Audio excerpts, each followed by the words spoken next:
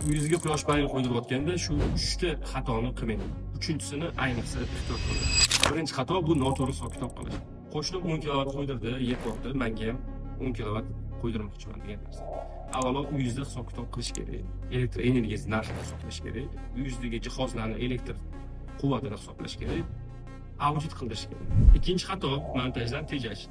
Sizda bo'lsin, professional bo'lmagan montaj panellarning sinishini, tombizdan chakka o'tishini, yog'in xavfini keltirib chiqarishi mumkin. 25 yillik uskunani kecha ish boshlagan ustiga ishonmang.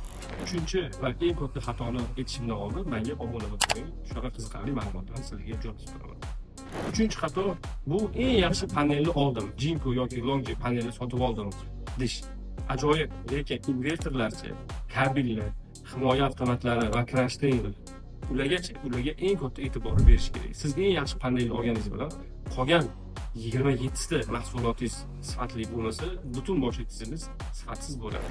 Agarda xonadoningizga professional quyosh panellarni o'rnatmoqchi bo'lsangiz, hoziroq bizga murojaat qiling.